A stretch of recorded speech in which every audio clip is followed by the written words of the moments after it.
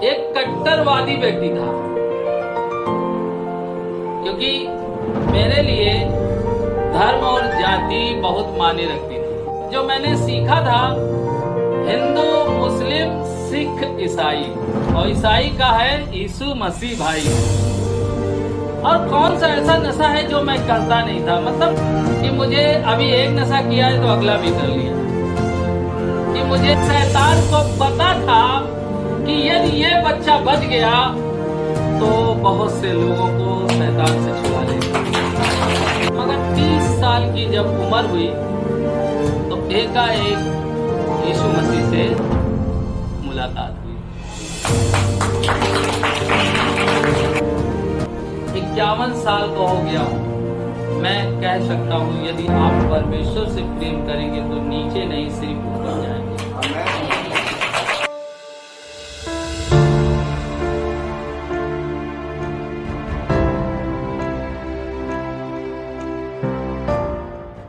आज अपने बारे में आपको बताऊंगा कि मैं यहाँ तक कैसे आया और मेरे साथ क्या अच्छा हुआ, क्या खराब हुआ। क्योंकि जो कुछ दिखता है ऐसे ही यहाँ तक नहीं हुआ। मेरे जन्म से लेके 5 वर्ष तक की आयु तक शैतान का बड़ा हमला मेरे जीवन में रहा। जब मैं पैदा हुआ, मेरे मम्मी पापा मुझे बताते हैं कि 5 साल ऐसी हालत थी कि अब गया कि तब गया। मतलब इतना ज्यादा बीमार रहता था कि एकाएक बीमार हो जाता था और बीमार होने के कारण तुरंत बेहोश हो गया या कुछ ऐसा हो गया। और मेरे के यहाँ रोटी तावे पे पड़ी, वो ऐसे ही छोड़ के मेरी माँ मेरे पिता लेके अस्पताल, बाबा के यहाँ, जहाँ भी जैसा उनको उस समय उनके हिसाब से लगता था वो हमें लेकर जाते थे। और इस तरीके से शैतान ने चाहा कि वो मुझे मार दे। तो 5 साल का समय ऐसा रहा कि जिसके घर में पहला बेटा हो वो इस तरीके का बीमार होता हो तो घर वालों का क्या माहौल होगा, घर में क्या परिस्थिति होगी। मगर परमेश्वर का वचन सच्चा है। यिर्मयाह की पुस्तक 1 अध्याय उसका 5 वचन, गर्भ में रचने से पहले ही मैंने तुझ पर चित्त लगाया और उत्पन्न होने से पहले ही मैंने तेरा अभिषेक किया। मैंने तुझे जातियों का भविष्यद्वक्ता ठहराया।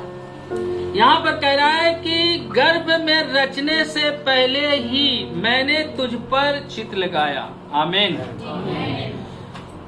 मुझे नहीं पता, मेरे माता पिता को नहीं पता, मगर परमेश्वर ने मेरे भविष्य के बारे में जान लिया था।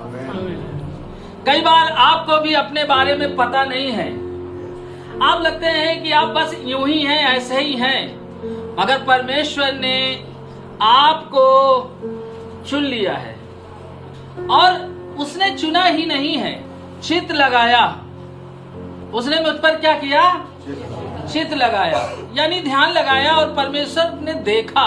और अगली बात कहता है, उत्पन्न होने से पहले ही मैंने तेरा अभिषेक किया। क्योंकि शैतान को पता था कि यदि ये बच्चा बच गया तो बहुत से लोगों को शैतान से छुड़ा लेगा। ये मुझे नहीं पता, मेरे माता पिता को नहीं पता, किसी को नहीं पता, मगर शैतान को पता था कि एक अभिषिक्त पैदा हो गया है और जिसे क्या करना है? मारना है। क्योंकि उसका उद्देश्य यही था। इसीलिए उसने मेरी माँ के गर्भ से ही मुझे क्या किया?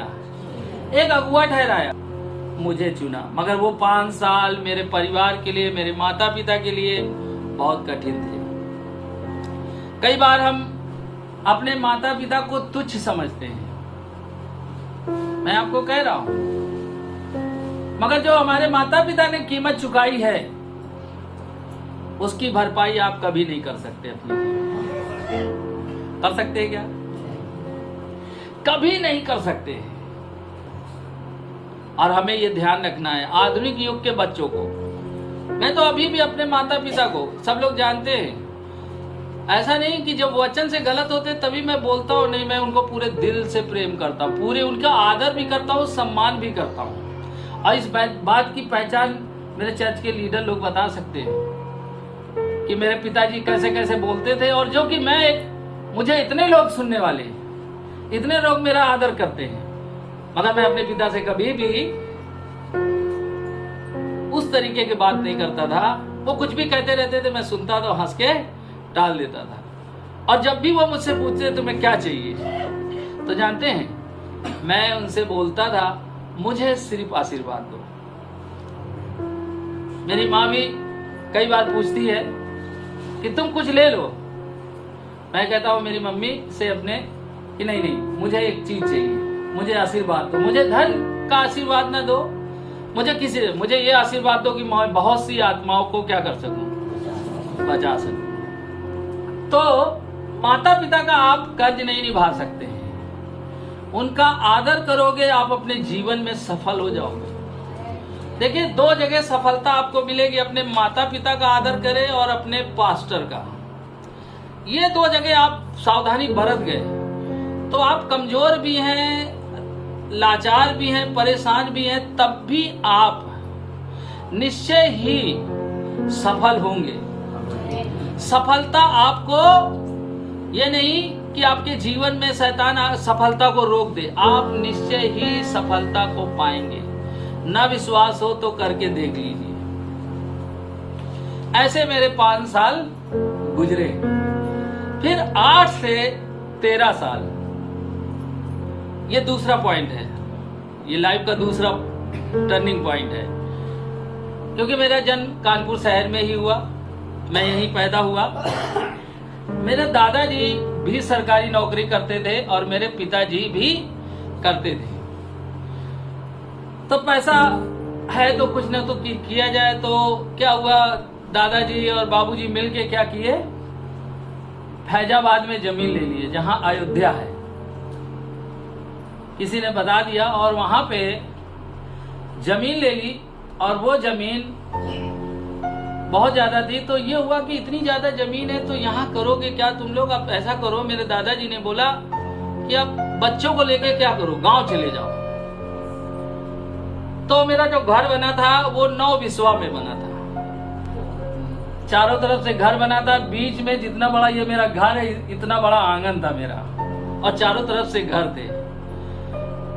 और हम लोग एक ही कमरे में सब सोते थे, जो बाकी वाले थे बने थे वो उसमें कोई नहीं सोता था, क्योंकि गिनती के मैं और मेरी माँ और मेरी छोटी बहन, मेरा छोटा भाई पैदा नहीं हुआ था।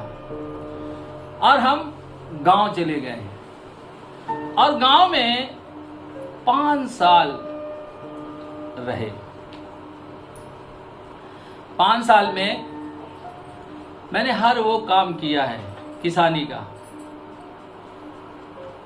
क्योंकि वहां पे लेबर नहीं मिलती थी, तो ये होता था नुकसान हो रहा, मेरी माँ करती थी तो मैं भी उनके साथ काम करता था। और मेरे पास अपने खुद के औजार थे, क्योंकि मैं 8 साल का बच्चा, 8 साल का है कोई यहाँ पे, ये है। अब इतना बड़ा बच्चा क्या कर सकता बताइए। आज के बच्चे क्या करते हैं, मम्मी पापा काम करते रहते हैं, मगर बच्चों को कोई फर्क नहीं पड़ता। बच्चों को बोले बच्चे लेंगे, हैं मम्मी खुद कर लो। मगर मैं जब मेरी माँ खेत में काम करती थी तो मैं खेत में खेलता रहता था, खेलते खेलते मुझे लगता था कि मेरी माँ इतनी देर से काम कर रही है उन लेबरों के साथ, मुझे भी जाना है। और मैं भी इतना छोटा होने के कारण छोटे छोटे पुआल बनाता था, धान का, गेहूं का, उन्हीं के साथ। ये देखिए हमारा फड़ुआ मिल गया, इसके लिए जोरदार ताली बजाइए। देखिए सच्ची बात है ना, 38 साल से ये निशानी है, ये सोने से भी कीमती है। देखिए अपने जीवन में संभाल के नहीं रखेंगे तो ऐसा नहीं मालूम था कि मैं ये सब करूंगा, मगर मेरी आदत है, मैं अपने जीवन की सारी चीजों को कलेक्ट करता हूं कि आने वाले समय में मैं बता सकूं, अपने बच्चों को सिखा सकूं कि जहां से मैं आया हूं तुम जान लो। क्योंकि कई बार हम अपने बच्चों को सिखाते नहीं हैं तो उनको समझ में नहीं आता, दुनिया सब हवा हवा हवा हवा लगती है। क्योंकि शहर से गया था तो झोपड़ी देखने का, गांव में जो झोपड़ी वाले मकान होते देखने का वो बड़ा शौक था। एक बार क्या किया, हमने झोपड़ी बनाई और उसे शाम तक खड़ा न कर पाए खेत में, एक दो बच्चों को लेके। तो हमने कहा चलो दूसरे दिन खड़ा करेंगे। और दूसरे दिन जब गए तो उसे उठा रहे थे, तो सर लगा के उठा रहे थे, तो सर उस पर बिच्छू था, उसने मेरे सर में मार दिया। तो मैंने कहा मेरे सर में कुछ मम्मी घूम रहा है, कुछ घूम रहा है। तो मेरी माँ समझ गई कहीं कुछ काट तो नहीं लिया। बोले क्या कर रहे थे तुम? मैंने कहा मैं वो जो झोपड़ी बनाई थी उसी को हम लोग सब लोग खड़ा कर रहे थे, उसको सर से उठाया ताकत लगा के, तो उसमें जो है कुछ यहाँ पे नाच रहा है। तो मेरी माँ आई, उसने देखा तो बिच्छू था, उसको हमने मार दिया। आप समझिए जहां हम रहते वहां सांप का पूरा भंडार था। सांप, इतने ज्यादा सांप, जहां पे ढाक के 3 पत्ते नहीं होते हैं, कहते ढाक के 3 पत्ते, जहां ढाक का पेड़ होता वहां बहुत ज्यादा सांप होते हैं। और जहां हमारे जगह है वहां पे ढाक का ही पूरा जंगल है चारों तरफ। खेत के बाद वो पेड़ अपने ही आप पता नहीं क्यों इतने निकल आए हैं। और एक बार जामुन खाने जा रहे थे और मैं जा रहा था दौड़ते हुए, सांप बैठा हुआ था, और सांप ने मेरे पूरे पैर में क्या किया, लपेट लिया और पूरा मैदान। और मैं अब समझ लिए कि मैं उस समय 10 साल या 12 साल का होऊंगा।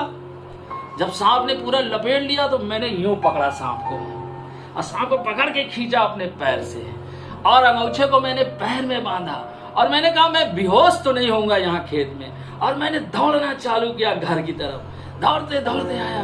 मैंने बोला मुझे सांप काट लिया, मुझे सांप काट लिया। मम्मी बोले कैसे काट लिया? बोले लेट जाओ। डर गए सारे लोग। बरसात का समय था। बाद में पता चला कहाँ, तो वो पानी के अंदर छुपा था, तो पानी वाला सांप था। वो कम जहरीला होता है, मगर जो परंपरा और कहावत के अनुसार कि ये नहीं करना वो नहीं करना, नहीं तो उसका जहर क्या हो जाएगा, बढ़ जाएगा। और क्या हुआ कि रात भर जगते रहे, और इस तरीके से सुबह हुई और सांप ने भी काटा, बिच्छू ने भी काटा, और सारे काम किए। और इस तरीके से मैंने 5 साल किया। और 5 साल में मेरा एडमिशन जानते हैं, हिंदी मीडियम में हुआ। गांव में जो पढ़ाई होती है ना, आज के बच्चों के जैसे नहीं होती थी। जब हमने पढ़ाई की तो हमने लकड़ी की पटिया पे पढ़ाई की, जिसको घोंटते थे बोतल से। सही बता रहे हैं आपको, भुट्टा। और ऐसे करके 5 तक मैंने गांव में पढ़ाई की। एक ऐसा मोड़ आया कि हम लोगों ने फैसला लिया कि ये हमारा काम नहीं, हम यहाँ नहीं रह सकते हैं। और एक दिन हम अपनी खेत में बहुत ज्यादा रोने लगे बैठ के, और हम रोते रहे 13 साल की उम्र में। और मैं बहुत गुस्सा हुआ। मैंने कहा कहाँ आ गया मैं, ये मेरे से नहीं होता ये सब चीजें, अब मुझे शहर जाना है। और हम लोग वहां से एक ऐसा जीवन में मोड़ आया कि हम लोग फिर वापस कानपुर आ गए। फिर कानपुर आ गए, मगर परमेश्वर वहां ले गया मुझे, खेती बाड़ी के सारे दांव पे सिखाए। तभी मैं हर बात को जानता हूं। तो गांव में तो इंग्लिश पढ़ाई नहीं जाती, तो 0 थे। जब यहाँ आए तो बच्चे बहुत हंसी उड़ाते थे 6 में, क्योंकि ABCD नहीं आती थी, तो सब हंसी उड़ाते थे। अब उड़ाते थे तो उनको उड़ाते थे, मगर मैं इसको छोड़ नहीं सकता हूं कि मुझे पढ़ना है। मगर मैंने एक निर्णय लिया कि कुछ भी ऐसा असंभव नहीं है जिसे मैं कर नहीं सकता। और ग्रामर जो है वही सबसे कमजोर थी। जब वो पढ़ाया जाता तो ग्रामर समझ में ही नहीं आती थी। ABCD याद कर लिया सब कुछ। और फिर मैंने इतना रट्टा लगाया ग्रामर का कि मैंने उससे 8 लाइन में पूरा ग्रामर आपको सिखा सकते हैं। मूसा को भी परमेश्वर क्या किया, पहले राजभवन में रहा, मगर फिर उसे 40 साल क्या कर गया, ले गए परमेश्वर, रेगिस्तान में लेकर घुमाता रहा। और वो सिखाता रहा है उनको कि वो सीख जाए।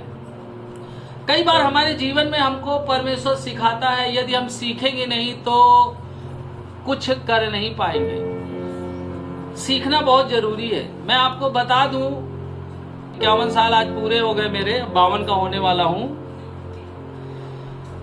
कि हमारे माता पिता का अनुभव और मसीह के साथ चला हुआ जीवन हमारे लिए बहुत बड़ी आशीष है।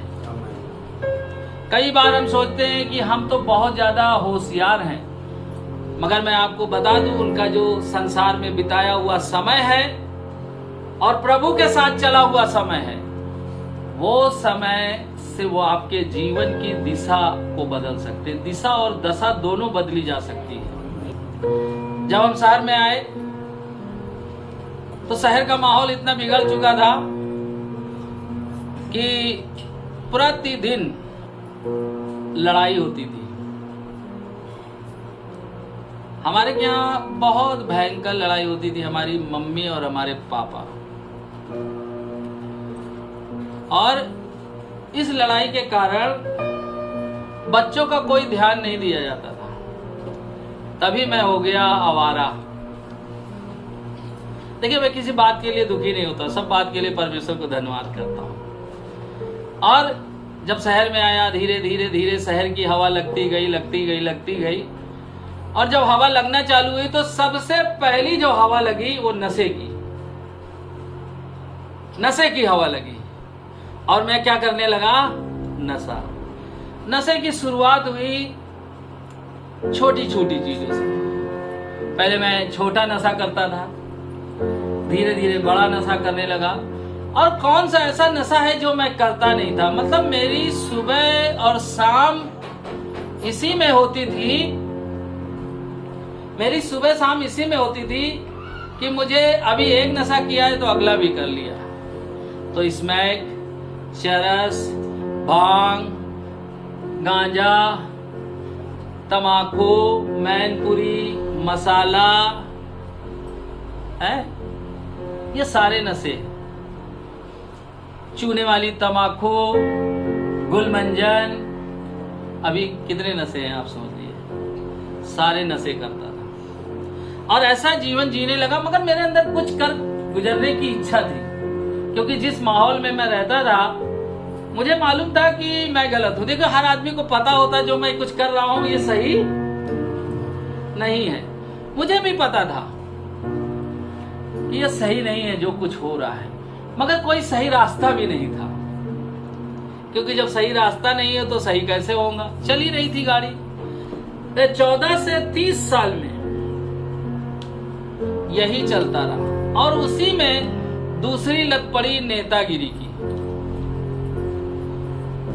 क्योंकि जब मैं प्रभु में नहीं था तो मैं भी, जो भाई आज मेरे विरोध में रहते हैं, मैं भी उन्हीं की जैसा ही था। मैं भी किसी जाति समुदाय से नफरत ही करता था। समझ पा रहे ना? हम भी भाजपा में थे। मगर जब नशा हो गया और नेतागिरी हो गई तो पढ़ाई क्या होने लगी?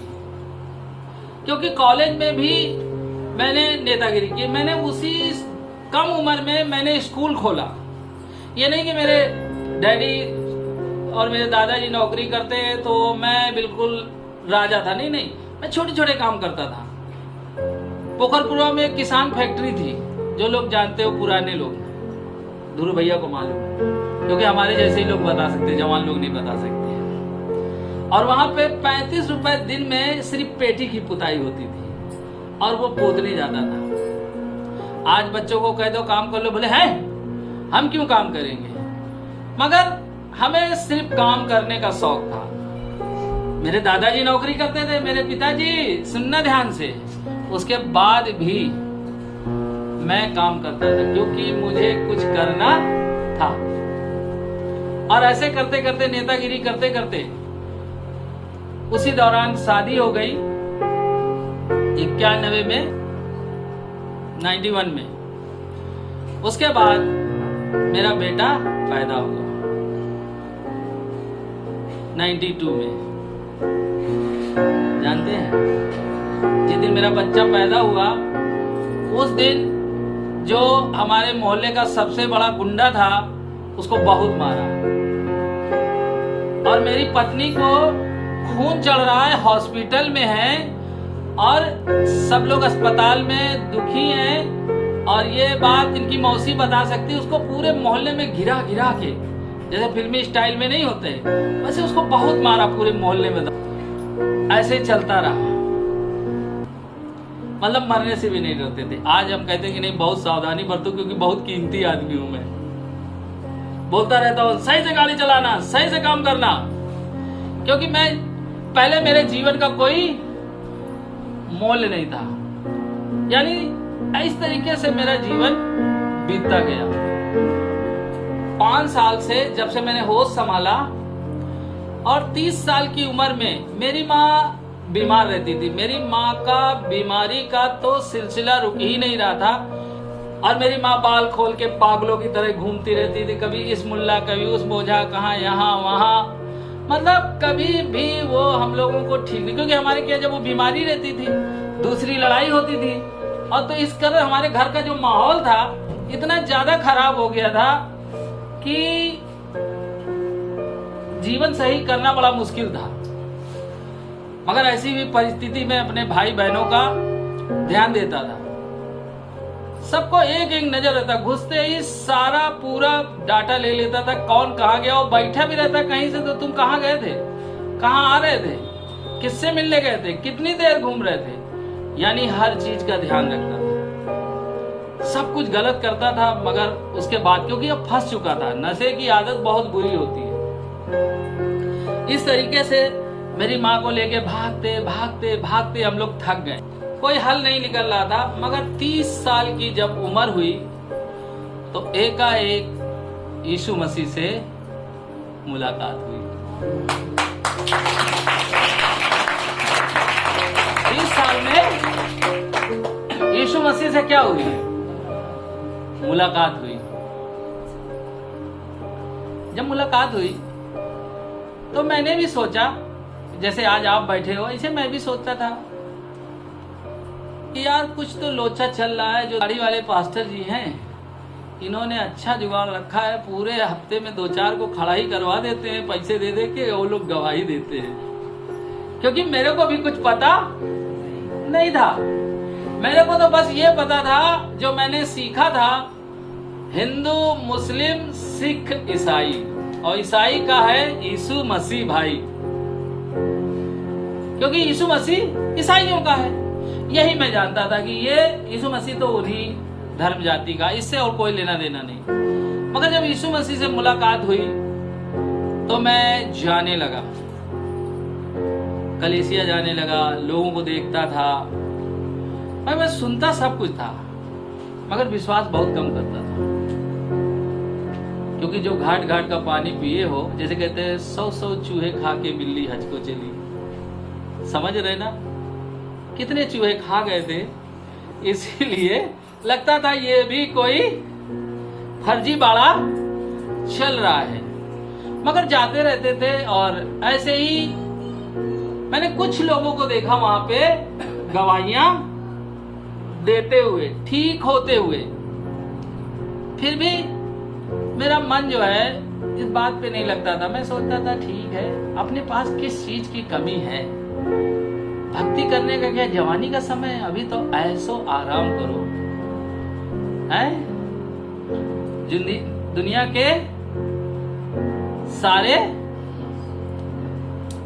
आराम करो। मैं जब 30 साल से 25 साल की उम्र में था, उस समय ट्रक लिया 1988 में, और हर संडे पत्नी बच्चों से कुछ लेना देना नहीं देता था। जानते हैं ये वाटर पार्क है, पंछी बिहार के पास एक वाटर पार्क बना था। कितने लोग जानते हैं उस वाटर पार्क को? कोई जानता है? पंछी बिहार के बाद कोई नहीं जानता, क्योंकि सबसे बुरा पापी मैं ही था, आप लोग को पता नहीं था।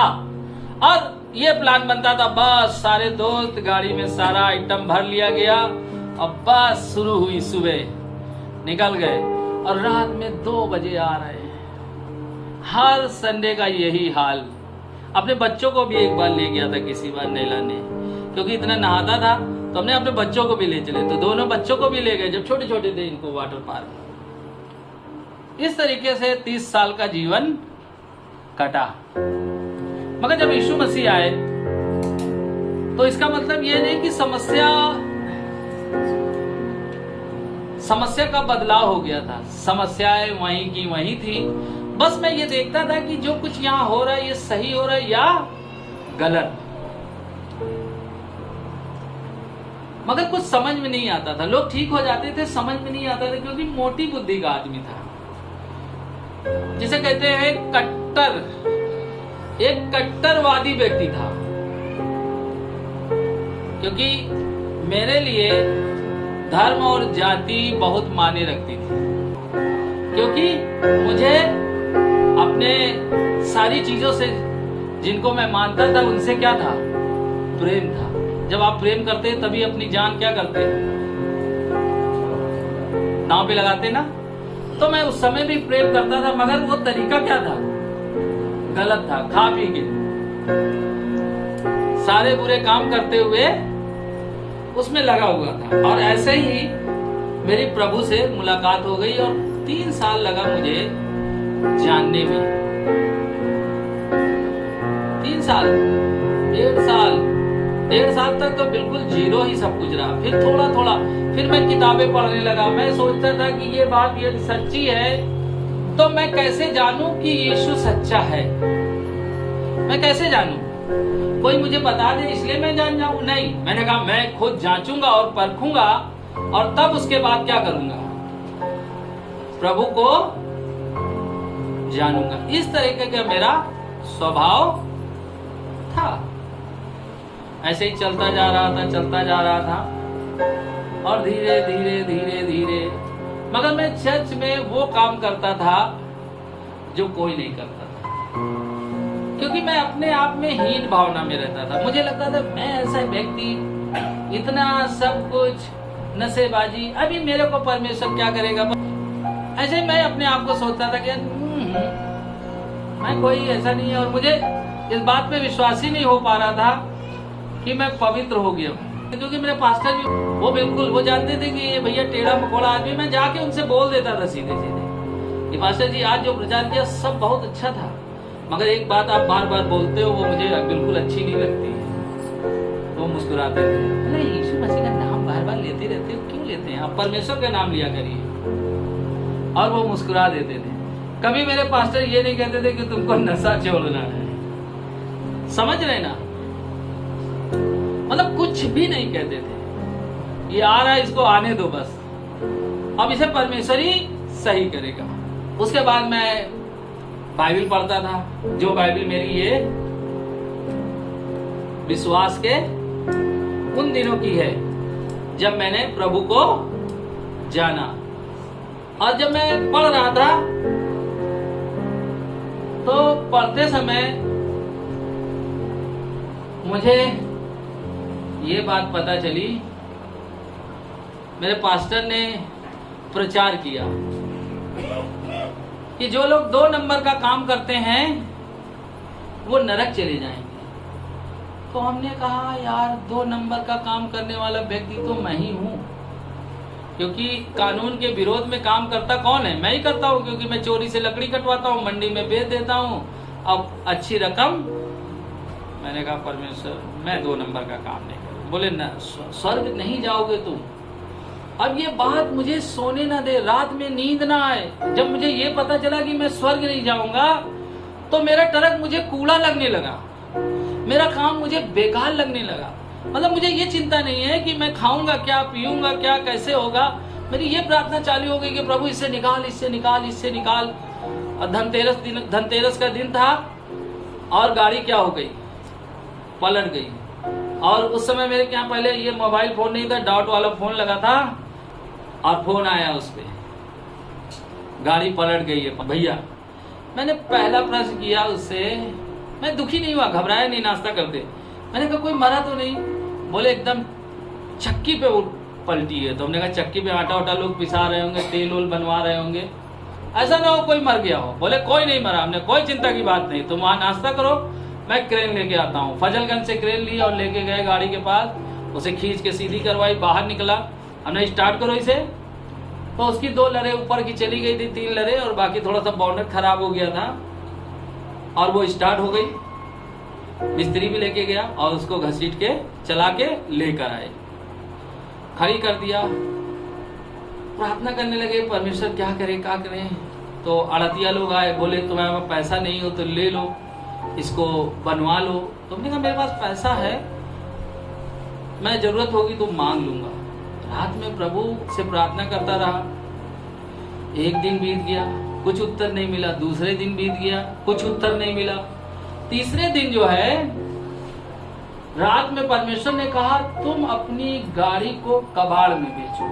मतलब आत्मा ने मेरे से बोला। मैं सुबह सुबह गया, कबाड़ी को फोन किया, हमने आ जाओ कबाड़ है।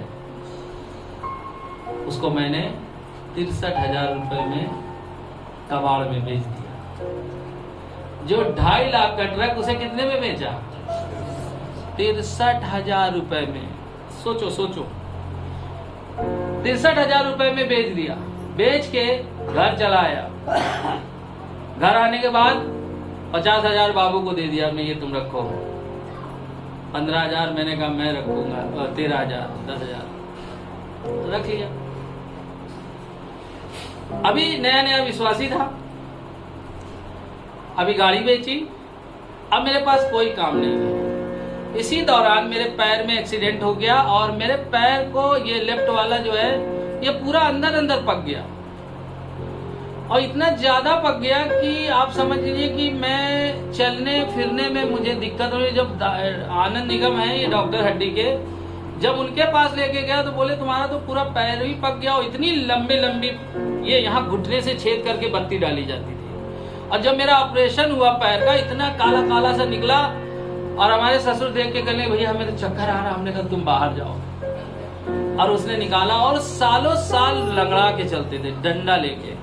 मगर मैंने अपने कभी परमेश्वर को कुड़कुड़ाया नहीं। बहुत ध्यान से सुनिए कि अरे परमेश्वर आए तो गाड़ी क्या हो गई, कबाड़ में चली गई। भाई यहाँ पे ज्यादातर लोग क्या आते कि परमेश्वर मुझे धन दे दे, मुझे पैसा दे दे। मगर जानते हैं मुझे धन और पैसे की नहीं, मुझे तो एक बात की चाह थी कि मैं स्वर्ग के राज्य में प्रवेश करूं। और इस बात ने मुझे ये सारी, और फिर इसके बाद धीरे धीरे चलते रहे। फिर मैंने सोचा अभी कुछ तो करना ही पड़ेगा, बच्चों को खिलाना। और फिर मैंने माल रोड पे ऑफिस खोला। जुआरी देवी स्कूल है, जुआरी देवी जानते हैं कि नहीं जानते? उसी के सामने ऑफिस बनाया, और ऑफिस बना के सेकेंड हैंड जो पुरानी 4 व्हीलर होती उसको बेचने और खरीदने का काम चालू किया। और फिर खरीदने बेचने का काम किया। और बाइबल मैं अपने ऑफिस में बैठ के पढ़ रहा था, और मैंने वहां पे प्रकाशित वाक्य में 22 अध्याय में लिखा है, झूठ को गढ़ने वाले स्वर्ग के राज में नहीं जाएंगे। अरे हमने कहा प्रभु मैं ही तो टूटी फूटी गाड़ियों को अंडा जैसा बता के बेचता हूँ। मैंने कहा मैं ही तो एक झूठा आदमी हूँ। अरे मैंने कहा मैं तो फंस गया परमेश्वर। अब मैं प्रार्थना लगा, परमेश्वर मुझे बस यहाँ से निकाल दो। और जो मेरा दोस्त था, हमने कहा इससे कहेंगे तो ये कहेगा वे कहाँ पागल आदमी से मिल गए हैं जो अभी अभी ऑफिस बनवाए इतने लाखों रुपए लगा के, अब ये कह रहा है कि हम करेंगे नहीं। प्रार्थना करते रहे करते रहे करते रहे करते रहे, और फिर परमेश्वर, मैंने उसी दिन से निर्णय लिया मैं झूठ नहीं बोलूंगा। जब झूठ बोलना बंद कर दिया तो गाड़ी बिकना बंद हो गई। महीने 2 महीने जेब में 5 रुपए के लिए भी क्या हो गए, मोहताज हो गए। दूसरों से लिफ्ट मांग के ऑफिस जाना पड़ता था। हमने हालत तो बुरी हो गई, कुछ करना पड़ेगा। फिर एक नया दिमाग आया, अब क्या करो, तुम न झूठ बोलो, मिस्त्रियों से सेट कर लो। मिस्त्री झूठ बोलेंगे, तुम आराम से बैठे रहना। तो जैसे ही कोई आता था गाड़ी खरीदने तो वो मिस्त्री भी आता था उसके साथ। तो मिस्त्री को पता ही रहता था कि भैया जब जाएंगे तो भैया 2,000 देंगे ही हमको गाड़ी का। अब वो लड़ी भिड़ी गाड़ी को बढ़िया बता देता था तो बेच देते थे। एक दिन परमेश्वर कहने लगा, बेटा कितने चालाक हो तुम। देखिए विश्वासी बड़ा चालाक होता, घुमा घुमा के परमेश्वर को घुमाता है। वही से हम भी निकले और हम भी घुमाते थे। कैसे घुमाते थे? खुद झूठ नहीं बोल रहे मगर दूसरों से क्या कर रहे हैं, पैसे देके झूठ बुलवा रहे हैं। परमेश्वर ने कहा ये गलत काम है, बंद करो। हमने ठीक है परमेश्वर, ऐसे तो बंद नहीं हो पाएगा क्योंकि ये जितने सब मेरे को जीने नहीं देंगे सारे मेरे साथ वाले लोग। मैंने कहा कुछ तो करो परमेश्वर। खूब घंटों घंटों पूरे दिन अन्य भाषा की प्रार्थना करता था। एक दिन नोटिस आ गया नहर विभाग का कि ये जगह जो है आपकी नहर विभाग में है। तो हमने कहा तो भाई ये नोटिस आया, देखा हमने, क्या होगा? बोले अब ये तो गिरेगा। हमने मन ही मन कहा परमेश्वर धन्यवाद, अब छुट्टी मिली इससे। और एक दिन बुलडोजर आया, मैंने अपनी कुर्सी निकाली, ऑफिस के बाहर बैठ गया और वो गिर रहा है, मैं मन ही मन धन्यवाद बोल रहा हूँ, धन्यवाद परमेश्वर धन्यवाद। घर आया हंसते हुए, वो भी काम चला गया। वो भी काम चला गया मेरा। घर आया, मैंने सोचा अब क्या करें, तो मन में आया कोई काम अभी नहीं करेंगे, कुछ नहीं। आज सेवा करना नहीं था, पास्टर बनना नहीं चाहते थे, क्योंकि पास्टर लोगों को हमने बहुत कमी घटी में देखा। मैंने कहा मैं ये सब काम करने वाला नहीं हूँ, मैं अपना विश्वासी रहूंगा, दान दूंगा, दसवान दूंगा, जितना जरूरत होगी काम करूंगा, मगर मैं पास्टर तो नहीं बनूंगा, बिल्कुल पास्टर नहीं बनूंगा। और भविष्यवाणी मेरे बारे में होती रहती थी, पास्टर लोग आके करते रहते थे कि तुम एक दिन सेवा करोगे, ये वो, पता नहीं कितनी भविष्यवाणी कई लोगों ने की। तो मैंने कहा ठीक है, अब कुछ नहीं करेंगे। तो बाबू कहने लगे यार तुम क्या करोगे? हमने कहा मकान बनवाएंगे। और ये पूरा बन के तैयार हो गया। अब 2006 में हमारी यहाँ पे एंट्री हुई। अभी तक तो सब कुछ सही चल रहा था, जितना हो रहा था जो कुछ। फिर परमेश्वर ने कहा कि अब तुमको क्या करना है? सेवा करनी है।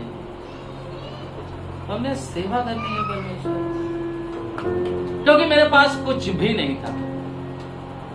मेरे पास कुछ भी नहीं था कि सेवा के लिए जो आज आप सब कुछ देखते हैं, सारी चीजें, ये सब कुछ परमेश्वर ने मुझे दी। आमीन। तो शुरुआत हुई प्लास्टिक की बोरी से। प्लास्टिक की बोरी, यानी हमारे पास दरी खरीदने के भी पैसे नहीं थे कि एक दरी खरीद ले। तो प्लास्टिक की बोरी जो गांव में आती उसी को सिल के सेवा करने लगे। करते करते करते करते करते तो जिस जगह जाते थे वहां के लोग जो है, हम पहुंच जाते थे और वो लोग नहीं बैठते थे। तो हमने कहा अच्छा, वो दान भी देते थे, दसवांश भी देते थे, अपना गेहूं चावल देते थे। तो हमने कहा यार, हम का गेहूं चावल तुम्हारा लेने आए हैं कि तुम्हारा भैंसिया का दूध लेने आए हैं? हम तो तुमको स्वर्ग के राज में ले जाने आए हैं।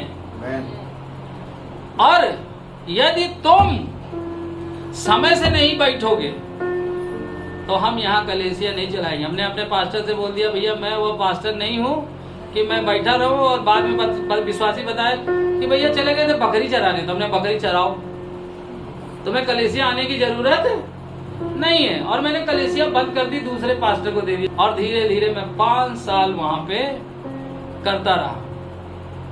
5 साल में धीरे धीरे धीरे धीरे धीरे परमेश्वर यहाँ तक लाया कि उसने सब कुछ दिया सेवा में। आज अपनी सेवकाई में कुछ नहीं कमी है, बस यदि उसकी जरूरत पड़ेगी जमीन की तो वो भी दे देगा।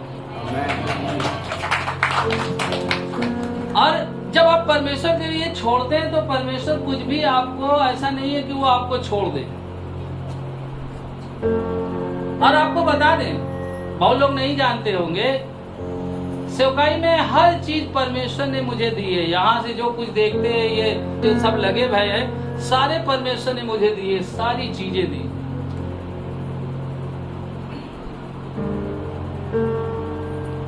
देखिए, जब उसका वचन कहता है उसके धर्म और राज की खोज करो तो ये वस्तुएं तुम्हें यूं ही मिल जाएंगी। और जानते हैं, अंत में एक कार की कमी थी, परमेश्वर ने एक कार भी गिफ्ट की। ये कार जानते हैं गिफ्ट में मिली है, हमने खरीदा नहीं है। जब हम हेलीकॉप्टर भी खरीदेंगे तो वो भी गिफ्ट में ही मिलेगा। परमेश्वर में आपका दर्शन क्या होना चाहिए? बड़ा होना चाहिए। फिलिपियों 3:7।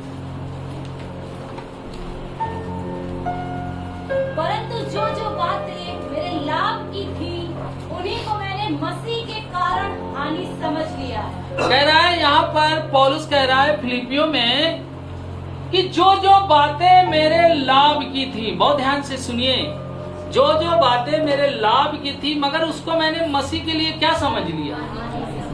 हानि समझ लिया। नहीं तो आज क्या है, आदमी जुगाड़ में लगा है, चर्च में आने के बाद भी जुगाड़ में लगा है। कहां से क्या चीज प्राप्त हो जाए। मैंने प्रभु के लिए चीजों का त्याग किया। अभी आपका नुकसान हो जाता है, जरा सा भी कहीं होने लगता है तो सारी मसीहत क्या हो जाती है, डगमगा जाती, चरमरा जाती है। लोग सोचते अरे क्या करें क्या करें। मगर जब आप मसीह के लिए इस संसार की कीमती चीजों को छोड़ते हैं तो परमेश्वर ऐसा नहीं है कि वो आपको कुछ भी आपके लिए उत्तम जो है इस दुनिया में रख छोड़े। दूसरी चीज, जब मैं मसीह में आया तो सताव जानते हैं अंदर और बाहर से दोनों तरफ से चालू। अंदर से अपने सताने लगे, बाहर से बाहर वाले सताने लगे, और ऐसे ही चलते चलते विश्वास में यहां तक आ गया। और आज तक मैं ये कहूं कि मैं सीख गया हूं। मैं आपको बता दूं, मैं आने वाले दिनों में आपको बड़ी बड़ी गवाहियां दूंगा कि मेरा विश्वास परमेश्वर कैसे बढ़ाता है। उसे इसी दौरान में मसीह जीवन में कई बीमारियां हुई और बीमारियां हो गई। डॉक्टर ने कह दिया तुम्हारा इलाज ही नहीं होगा। मगर जानते हैं, परमेश्वर में बने रहे, प्रार्थना करते रहे, और आज वो सारी चीजें जीवन से चली गई। मसीह के लिए रिश्ते त्याग दिए। मसीह के लिए कोई रिश्ता मेरे लिए माने नहीं रखता, मेरे लिए प्रभु माने रखता है। कोई ऐसा संबंध, कोई ऐसा व्यक्ति, कोई ऐसा रिश्ता मेरे लिए माने नहीं रखता है। मैं अपने प्रभु से ज्यादा किसी को प्यार नहीं करता। और आपको मालूम है, हमने बड़े बड़े फैसले लिए कलीसिया में। किसके लिए? देखिए, मैं आपको बता दूं, यदि आप परमेश्वर के सगे नहीं हैं तो किसी के सगे नहीं हो सकते। यदि आप परमेश्वर को प्यार नहीं करते, आप किसी को प्यार नहीं कर सकते। देखिए, प्रेम करना बड़ी कठिन बात है, समझ रहे ना? आपको जानते हैं क्या करना है? परमेश्वर को प्रेम करना है। और जो चीजें लाभ की हैं, जिसे लगता है इससे लाभ मिल जाएगा, उसे छोड़ दीजिए। आपके लिए 100 गुना परमेश्वर वो चीजें लेकर आएगा। जितने लोग हमारे रिश्तेदारों ने हमें छोड़ दिया, आज परमेश्वर ने मुझे सबसे आगे बढ़ा दिया।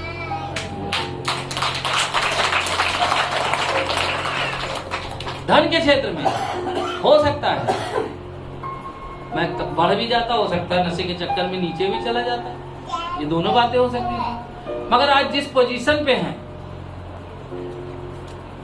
आज जब मैं 51 साल का हो गया हूं, मैं कह सकता हूं यदि आप परमेश्वर से प्रेम करेंगे तो नीचे नहीं सिर्फ ऊपर जाएंगे। और ऐसा नहीं है कि परमेश्वर ने क्या किया, नीचे से ऊपर लेकर आया, मगर जानते हैं उसके लिए मैंने बलिदान किया, त्याग किया। जो परमेश्वर का वचन कहता है उससे ना मैं दाएं मुड़ा ना बाएं मुड़ा। मैं आज आपको बता देना चाहता हूं, यदि आपको लगता है कि मेरे अपने मुझे छोड़ के चले गए हैं, परमेश्वर आपको मसीह में ऐसे लोगों को देगा, ऐसे लोग आपके साथ खड़े हो जाएंगे जो आप 100 पीढ़ी में भी नहीं पा सकते। ऐसे लोग आपके साथ खड़े हुए। मगर हम क्या करते हैं, परमेश्वर के साथ विश्वास योग्यता से नहीं चलते। तो हमने अपने जीवन में, ये मेरी कहानी है, बहुत पुरानी है और बहुत बड़ी है। इस तरीके से देखिए, मैंने बलिदान किया, मैंने त्याग किया है अपने जीवन का। कई बार सोचते हैं कि जब बूढ़े हो जाएंगे ना तो क्या करेंगे। 30 साल की उम्र जवानी की होती है, 30 साल में शादी होती है। मेरी जल्दी हो गई 20 साल में। क्योंकि घर वाले ने सोचा ये बहुत बड़ा लोफड़ है, बहुत बड़ा बेकार है, इसकी शादी कर दो तो ये नियंत्रण में आ जाएगा। मगर फिर भी नियंत्रण में बंदा नहीं आया, नियंत्रण में नहीं आया। पत्नी बांध नहीं पाई। जानते किसने बांधा? प्रभु यीशु मसीह ने। जब वो जीवन में आया तो उसने अपना खूंटा गाड़ दिया। बोले जितना मैं ढील दूंगा उतना ही आगे जा पाएगा। समझ रहे? तो जो लाभ की थी उसे क्या किया? हानि की। मसीह के लिए जो जो चीजें मेरे लाभ की थी मैंने उसे क्या किया? हानि की समझ के छोड़ दिया, ताकि मैं परमेश्वर के राज्य में क्या कर सकूं? जा सकूं। इसलिए हमें क्या करना है? त्याग करना, बलिदान करना है। और जब हम बलिदान करेंगे तब हम परमेश्वर के वचन के अनुसार जी पाएंगे।